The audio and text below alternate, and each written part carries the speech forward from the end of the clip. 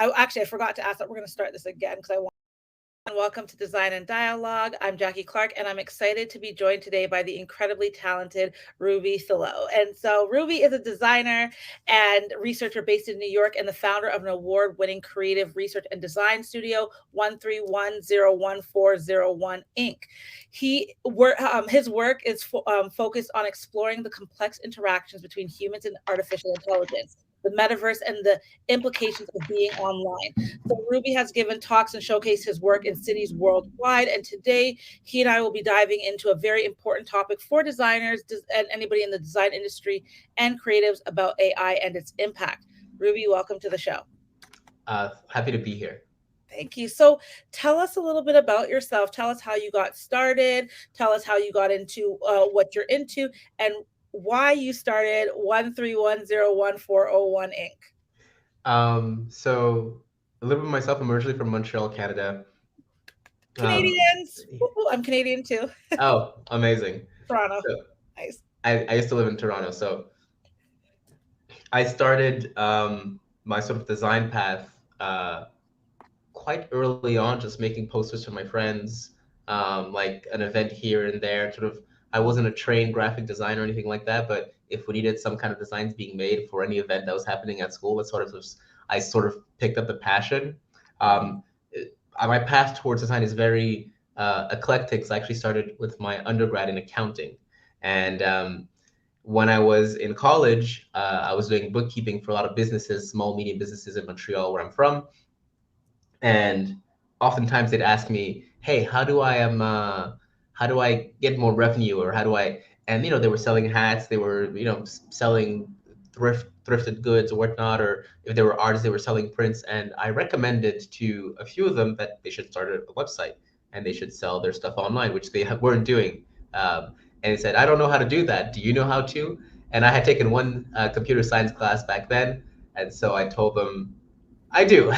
So it was a bit of I was stretching myself a little bit, but in the process, I ended up making about picking up 20 different clients, making 20 different websites in about 24 months, and essentially help all these businesses grow their revenues through this capacity for design technology. I ended up working more in the corporate world at first, Lockheed, then Amazon. Then I did startups, and at some point, I just realized that I really wanted to do more design and tech work. And I applied to the Parsons School of Design, where I graduated with a master's in design and technology. And in the middle of that, I just formalized my practice as the Studio 131. And when you register a corporation in Canada, they give you a number. Yes. And so that is the number that my corporation got. And it is just sort of this very transparent way to describe, I think, what it is. It is just this like entity that is sort of stamped, and that is the number of the stamp. A lot of inspiration from designers like Marcella here, who sort of show the inside out a little bit. So that's very present in my practice. I love that. It's giving very Prince, like a Yeah. symbol, something really Yep. different. It's giving that energy. And I love this. What's interesting about 131, and I like how you've kind of shortened it into that just to acknowledge it. But I like that it's simple, but it's not in the same way because it's as basic, and I'm using this very loosely, that term, in terms of this was just the registration name that I was given. It's very basic, but it's not at the same time because it's an identity. It's a code. So I feel like there's so many levels into the name, as much as just, well, this was just the code I was given. I feel like you could do so much. So I really really like that story. I also liked that you hustled your friends and told people that you know how to do these websites, that you put yourself out there even though you've taken one course. I love that. But I guess if you didn't do that, you wouldn't have been here, you wouldn't have been in this line of work, right? um, so what we're here really to talk about today is design and AI in particular. AI is just, it's been around for a while, but in just the recent months, for me at least, I've noticed the more terminology and talk around AI. And I noticed that the conversation I've been having for this conference, just in general, everything's around Chat GPT, Apollo. I don't even know all the names anymore. I can't even think. Future, Dolly, Yeah. My Journey, all of these interesting things. And the conversations I've been absorbing are, how does this affect creatives? How does this affect designers? How do we do what we do? So I wanted to ask you, how has or how will AI change the way designers approach their creative process, in your opinion? So it really depends what kind of contracts and what kind of pitches you're applying to as a Mm, designer. So on the one hand, when I'm working with more creatives or artists, um, AI can become a way that we create things. mm, So it can become part of the conversation if a creative wants to make a project about the present, and right now the present is all I will tend to include AI within those projects. Um, the second use case is when AI becomes the underpinning of the technologies that the creator wants or the company wants to use. I'm working with a fashion designer right now who wants to use AR or VR to sort of showcase the clothes in a more digital fashion. And mm, essentially, a lot of these technologies utilize AI. We don't really think about it that way, but the way to identify the pose and the way the body moves, all these are applications of AI or computer vision, as we call it specifically in that field, to generate those experiences, those digital experiences. mm, Um, and the third case is like potentially if I was doing sort of the first websites that I was making for small, medium businesses, so people that don't need a full custom build out, like a full 9 months engagement, then mm, maybe I'd be able to spin up for a small, medium business a quick website with the logo. If you're selling bottles or hats or whatever, just throw the products on there, something very simple, just to get the business an online presence as a first step.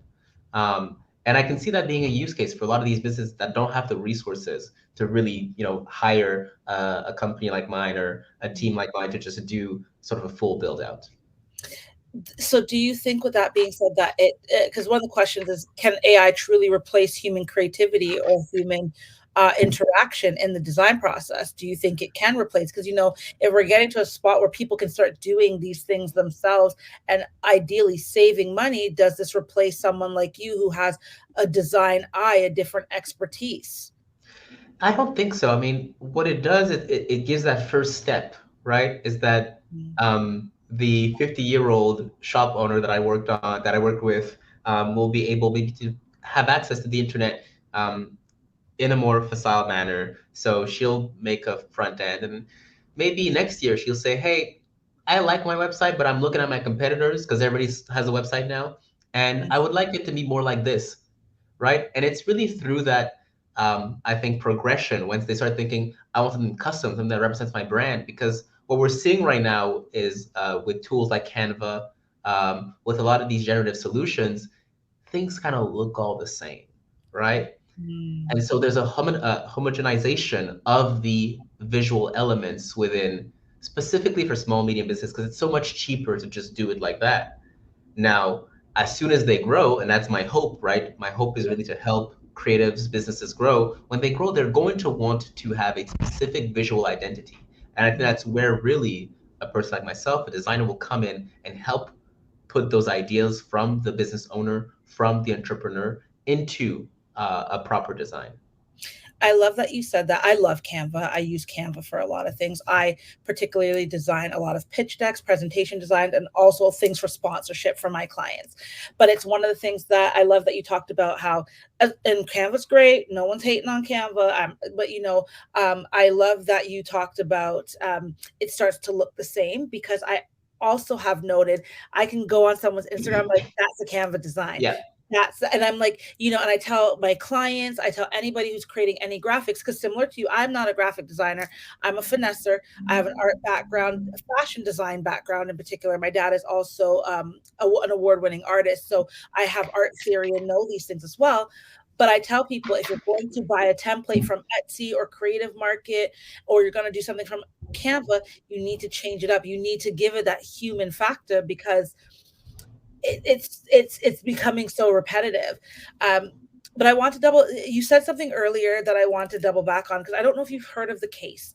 There's this graphic. He was a photographer, a fashion photographer turned AI designer, kind of graphic designer, and he had created this black model, AI black model, that I promise I didn't know she was AI. I thought it was real. She's now she, I guess it's an AI form. Yeah, so she is now being hired by all these fashion companies to wear and model clothes. And the interesting thing is it's not a real person. It's taking away from the census online is taking away from black models in the industry that could have really got paid for that. Where you have this white male designer designed a black woman as a model, and these designers are paying the AI intelligence him to design something, and they're wearing all the clothes, doing these exceptional ads. They're saving a fraction of the money, but it's taking away from the human element of there's real models and women in this industry. Do you think that this form of AI can really hurt certain ethnicities and cultures or certain industries? I think it will be sort of widespread. So you have pressures within businesses. These pressures, namely, are either to increase revenue or decrease cost in order to increase profits and then distribute that money to shareholders. Mm, What happens in that scenario, it means that if you are a fashion conglomerate, if you are a lifestyle brand, and it costs you $1,000 a day for a model, and you can get that for a fraction of the price, the logical thing to do in that scenario is to hire the AI model. Now, what is sort of bound to happen, and we see this, if you've gone to stores right now, things used to look very chromy, very sort of Y2K, silver, look very technological, and now you go take a look at perfumes, and you actually see labels that are kind of like hand drawn. You see labels that look more artisanal, and because brands are in the business of differentiation, mm, when everybody zigs towards something like an AI generated model, which at least at still to this point we can tell the difference. mm, Um, you'll have brands that say the thing that we were trying to project, the thing that we were trying to showcase when an Italian brand wants to showcase La Dolce Vita, they want to showcase like how to live a good life. They're going to use real models in a real place that looks beautiful and with like a real location because that is the vision of the world they want to showcase. mm, And that will be in opposition to the more computer generated vision of the world that the other brands are generating. So I mm, think there will continuously be dialogue between a lot of these brands and companies as they try to cut costs, but also gain market share. Now, I have heavy reservations and thoughts mm, at the idea of a culture's likeness being used to mm, generate profit without their consent or involvement in the process. mm, It there's something unethical in claiming representation without actually having the downstream positive effect of representation, namely mm, that the person or the a person, at least one in the community, gets financial benefit from participating in that activity. It's that rubs me the wrong way. There was a case that I talked about as well with a rapper, FN Mecca, I think was the name of the rapper. Of course, he was AI generated, and I think in many instances was saying the N word, but under under which right, it's just the computer. And so I think they shut it down pretty quickly when they got backlash, and it was in motherboard advice and whatnot. And yeah, uh, black rapper, this AI. yeah, it was but it was generated by a company that had no black employees, of course. Wow. Um, so there's levels of sort of abstraction and of complication that happen with these systems. And Mm, I think that it's very important to think about the things that we do as creators, as technologists, as like, what is the human impact of this thing, right? And what does it mean to create a thing that says these words, even if we think that uh, they can be said or whatever. What are we trying to do? And it can't just be money, right? It can't just be like trying to get views or trying to get money. We need to be long-term holistic thinkers about the actions we take with technology. I love that you talked about the ethical side of things because I was going to ask you about, the potential ethical concerns of using AI. And, I love that you brought up the example of the rapper, the AI rapper, because that is a concern. Who's really generating this message is what's going on here. So that's very interesting. I know some rappers, I think Drake and a few other people have come out with some concerns because people are creating AI songs with these rappers on it, and Yep. it's their voice. Like, if I didn't like some of them, you could tell it's kind of not like, it sounds off, but it's like interesting. How does that even affect the music industry, right? Like, how does this impact the music industry? Because now upcoming artists can pay something to make it seem like, oh, I had Drake on a record. I mean, they wouldn't want to do that because he will come for you with a serious lawsuit. However, I can see people doing this, so the ethics of that is interesting, but then there's a creative balance. How do you balance that as well? It's different, but I wanted to talk to you also about um, in what ways is AI being integrated into the design tools that we see right now. I noticed that like ChatGPT, Canva has now have these like little, you could do these magic tests and magic tools. I heard something that was it Facebook or someone, there's a whole bunch of new companies now that are incorporating AI. Like, how are they being integrated into design tools? Oh no, it was Adobe. Apparently Adobe's having Firefly. Exactly, Firefly. Yeah, I was just at an event with Scott Belsky, with Kindred Ventures, and Scott Belsky's the founder of Behance and now the head of product at Adobe, and he was essentially announcing the coming of Firefly, which is now released, so I can talk about it. But Adobe has a very interesting approach, which I appreciate, and I think you can tell that Scott was a creator because I think the position they will take in the market Mm, is that the data sets that they use in order to do generative AI will be um, quote unquote vegan, i.e., they will not use content that was stolen or scraped from artists that did not consent to that content being scraped. And what that means for Adobe is that as a commercial creator, and I'm not a shareholder. I don't work at Adobe. So, but what that means for creators that if you are a commercial creator and you're doing something for a client who they don't want to be sued, so don't go and use DALL-E or ChatGPT or any sort of generative AI for your project because if somebody identifies that that image has been used, uh, you don't have the copyright for it, then that company can be sued. So, but with the Adobe models, I think the ideal state will be that they'll have a seal of approval that says, no, everything here is proper, no data was stolen, and therefore you can use it for commercial purposes. Which, Stable Diffusion, Midjourney, we don't have that guarantee yet with those models. then the question with that is, so say there was this really cool design and I wanted to use it for creating a perfume line or whatever the case may be. How do I get that so I just own it so not everybody else has it? Because like I know there's like sites now that you could use photos, like stock photos or stock design, but you see these designs popping up. What if I'm the only one that wants it? You know? Yeah, I mean, it's going to be very difficult and it's going to be very complicated because essentially what we're dealing with are a lot of legal copyright issues.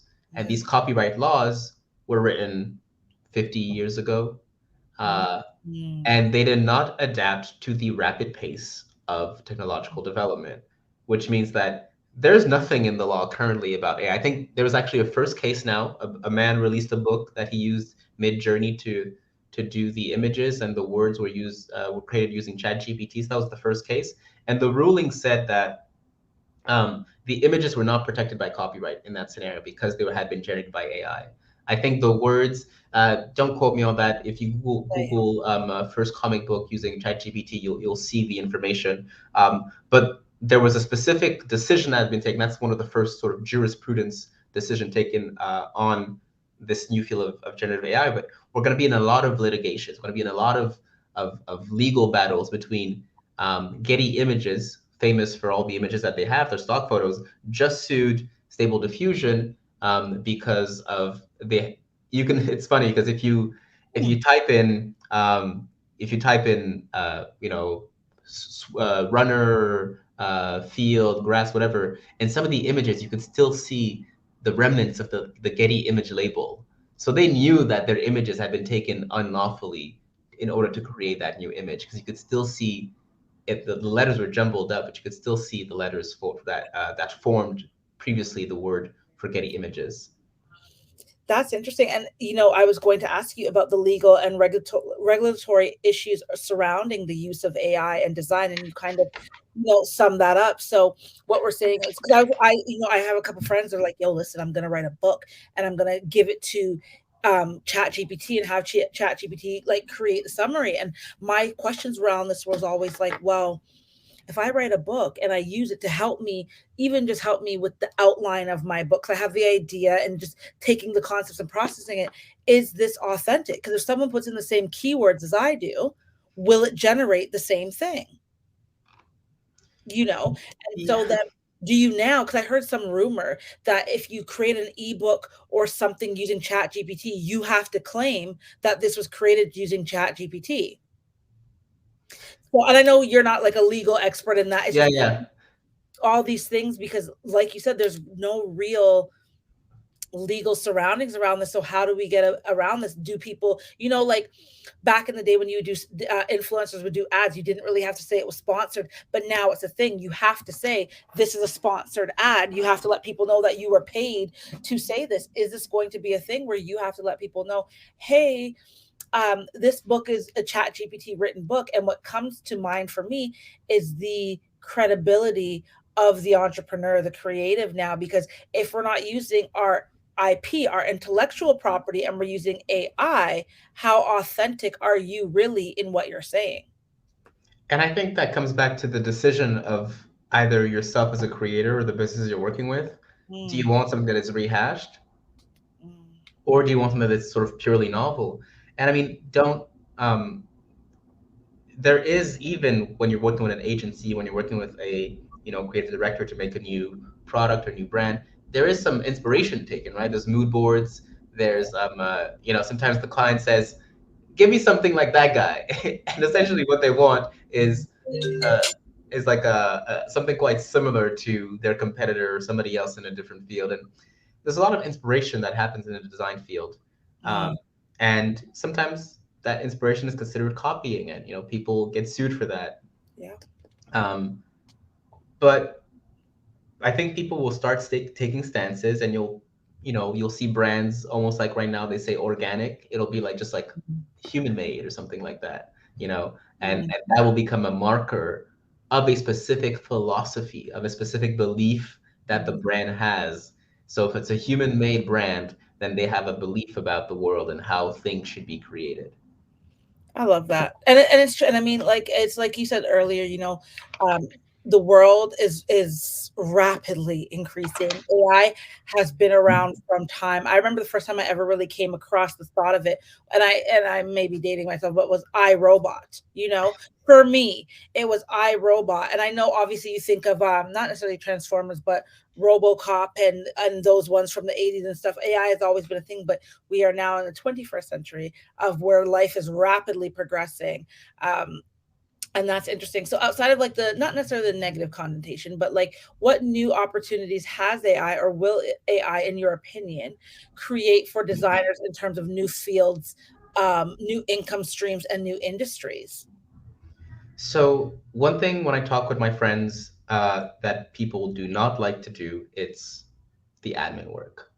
So Mm, the bookkeeping, answering emails, back and forth. A lot of creators, myself included, we just want to make stuff. You give me yeah. the brief, you give me the pitch, I'm gonna make the thing that I said I was going to make. I don't want to have to deal with this person, that person, whatever. And a lot of the back and forth, this is the kind of thing that I think can really benefit from being automated, right? Instead of having to send 10 emails to your accounting department, I get a thing in my email that just sends a request every week that I don't get my invoice paid, So I don't have to do it myself. It doesn't take time away from me, and I can focus on creation. I think that's going to be a lot of time unlocked because we are bogged down in a lot of lengthy admin work. Yeah. Um, I agree. We are, and literally was thinking about like how would AI help improve efficiency and streamline workflow, and you really talked about that. Making sure that hey, the AI just magically knows, oh, the client didn't pay, and it sends out an invoice, sends out a reminder for you without you having to manually go in and do these things. Manually. Like I wish there was some AI thing that I mean, motion's pretty cool, but you still have to do a lot of plug and play. But like I like that I could kind of see where what's happening already in my schedule and kind of put blocks together for me. But I really wish somebody AI would go through all my emails for me and answer them and give me a summary of what this email is or what's happening here and give me something else. But that being said, does that make us a lazy culture? Because not you know not if the time is well invested, right? So the question with increases in productivity is what do we do with the extra time? mm, When we say like got the car or when we got the internet, the question was like, okay, we're able to, instead of having people doing accounting by hand, we yeah, have spreadsheets now, Excel, 10 mm, times faster. What do we do with that time? Um, and hopefully we are able to utilize that time in ways that are not only efficient, but that benefit the well-being of all of humanity. That should be the goal. And that can mm, be spending time with your loved ones, spending time doing an activity you love. Um, Unfortunately, sometimes that time is just spent scrolling, right? Because that time is sucked up by a lot of the technology that we use on a daily basis. yeah, But I think the goal would be that, at least for creators, I see a lot of the admin part of the workflow being automated and the yeah, focus really being on creation. yeah. And sometimes spending an extra 10 hours on a project makes it, gives it that like 1% thing that makes it so much better. I agree with you. I like that you brought up giving you your time back because we are in a society now where people feel like 24 hours isn't enough time in the day to get all their stuff done. And there's so many demands in life right now with inflation and the way life is living that just even small moments of, I just want to sit home and do nothing. And if I can get back 3 hours of not having to do emails and I could sleep or put the kids to bed or go for a walk or enjoy my dinner without feeling like I gotta eat and work at the same time. So I really like that you brought that you came with that perspective for sure. So how do you see the future of AI and design evolving in the next few years? So I think there will be different types of users. I think for one, you'll have so design has a different function depending on where you what your like main goal in life is. I mentioned earlier small medium businesses, they use design as a way to get their product out there, whether it be through like their Instagram posts or their website. They are not in the business of designing websites and designing posts. They're not graphic designers, they're not web developers, they're not web designers. Their mission is to make pens or whatever and sell them. And to them, AI will unlock the ability to do the marketing part their of their mission, of their goal, and sort of automate that and make that easier for commercial designers and for I think designers at large. What this will unlock is the possibility to, I think, extend the skills we can use. For instance, animation is something that takes a lot of time right now in design. And so when you want to do motion graphics, sometimes as a graphic or as a product designer like myself, I'm like, oh, I don't feel like I'm well versed enough. But Mm, now with a lot of these new solutions, I can actually accelerate my abilities to include emotion, to include new fields of interactivity within my work. And that I actually can make the work more interesting. And that is something that I think is going to be really, really cool. Even stuff like creating sort of moving animations or movies with a product like Runway, I think is going to be a huge unlock. And then you're going to have, I think, sort of the master designer, the 1%, who will be able to make the tool do backflips. These are mm, people who are going to be spending day in and day out in the tool. They're going to take the best of the analog world, the best of the digital world, and the best of the AI world, and they will do a synthesis of these three areas to make things we have never seen before. And that is what I call genius. And I think that with each innovation, people will be able to take the best of the different worlds we used to inhabit in the last 50 years and come and create things that are extraordinary and that will sort of, disseminate beauty within our world. Mm.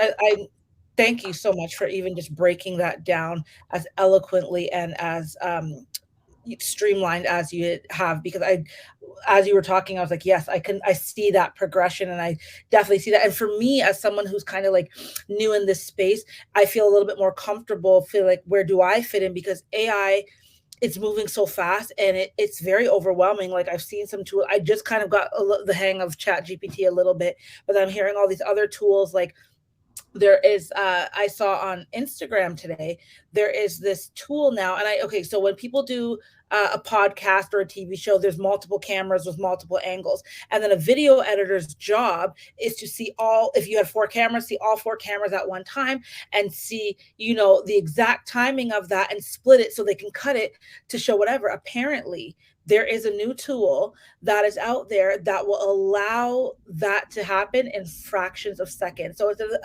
an editor, video editor, spending hours doing that, they can do that in a fraction of seconds. And I know there's tools after tools after tools coming out.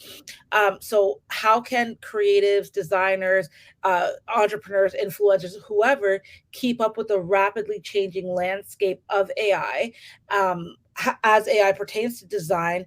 And then with all the tools that are happening, how does one really keep an eye on what is happening? That is a hard thing to do because, as you mentioned, I subscribe to product hunt, and every day I get in my inbox new products. Last year, the products would have been anything from HR products to things for finance or things for Web3, like a whole set of and now every day it's a new AI product that drops, and Mm, it feels like the rate of development has accelerated. I think ultimately one does not need to chase the new thing at all mm, costs. Some of my favorite designers, they make their work on a 2012 MacBook Pro, and that's where they work. And they're like, I just like the thing that I'm using right now. I'm going mm, to work on that, and that's that's what they've been working with for the last 11 years. mm, And so, what is important is to understand what one's voice is, what one's perspective is, mm, and as maybe you're reading a description of a tool, understand if this allows one of mm, the notes or one of the tonalities of your visual voice to become more clear. That's mm, really the only thing that I think matters is you have something to say, and maybe right now you're able to say with your current tools, but could it be amplified with one of these new tools? mm, Otherwise, I mean, the reason why I do it with my studio is that I'm in the business of not only doing design but research. That's the second part. So I mm, use tools to understand how they work and to be able to build a critical understanding of them. But if you're a designer who just wants to design, um, the litmus test or the filter should be: does this allow me to amplify the message or the perspective that I'm trying to get across through my work? mm. Yeah, no, I love how you put that as well. I like that you have a clear understanding of your intention behind those tools. And I think for anybody listening, there's a lot happening. Even not even just when we don't think of just AI, but every couple of years there's a new social platform that comes out. I think if you really think about the intention behind why you want to use it, the purpose and the function that you want it to bring to your brand or business, I think then you won't get wrapped up or caught in the sauce of having to be everywhere, all at once, and have to be in every tool, so then you don't get overwhelmed. One of the last things I want to ask you is, in your opinion, from your own research or your own user case, are there any examples of successful applications of AI in the design industry, or any successful examples of you using AI to support a client or a project? I mean, yeah, for sure. I mentioned the prototype I'm working on for Reva, which utilizes AR technology to do sort of like a personal closet and try on for the works in her collection that she drops every season. Um, Additionally, one of the things that one of the things that I work with is just like the publication of these trend reports with the Internet Research Group, IRG, and uh, the cover for that was made using AI, right? So this is the thing when I'm talking about using AI as a means to comment on sort of Mm. the time we are in now. So there's motion involved. There's these sort of faces moving around, and that to me is both a reflection of um, the technology, but also speaks to it very much so. The studio produced two uh, video essays. A third one is coming out soon, and the essays utilized the technology of AI to speak about it itself. One of them is called the Telos technology, and yeah, I think it's maybe I'll drop it in the notes so people can see it, but because I'm using these avatar technologies that utilize artificial intelligence and the message itself is critical, there's this juxtaposition that I think is very, very interesting. Lastly, my short film, which is getting shown at the Art Film Festival in Marseille next month, also produced by the studio, also uses AI to generate the animations. But what I'm very concerned with is this notion of a hallucination of how the AI sort of makes errors, how it sort of shares those errors freely, right, when it's wrong, and how can you use those errors in order to create something interesting. So um, these to me are successful applications. I think for like more commercial designers, maybe just be like plugins and Figma or whatever. But in my sort of research and creative world, these are the applications that I've been doing. Well, congratulations on just these projects, these things that you've been working on. Again, thank you so much for being so transparent with your thoughts and opinions here, and just sharing what you know in AI. And I'm so excited to see what else you come up with, what else you do, and watch your story continue to unfold online. For those who want to connect with you, that either want to reach out, either hire you for something, do some work, or want to reach out or follow your journey to see more about what you do, how can they reach you? How can they reach you online? I'm at being underscore on underscore line. So being online with an underscore between each of them. Um, the studio is at studio, well, at 1310140one.com. So you can just go there and yeah, just reach out, send me a DM, or I'm on LinkedIn as well, first name, last name. Um, and so, yeah, always happy to work with people and see what interesting things they want to make and make happen in the world. Amazing. Well, Ruby, thank you again so much for being here. Thank you for sharing your expertise. Like I said before, we look forward to seeing you blossom and continue to grow in everything that you're doing, and rolling out just stands behind you and your greatness. So thank you so much for being here today. Thank you so much for having me. It was wonderful. Thank you.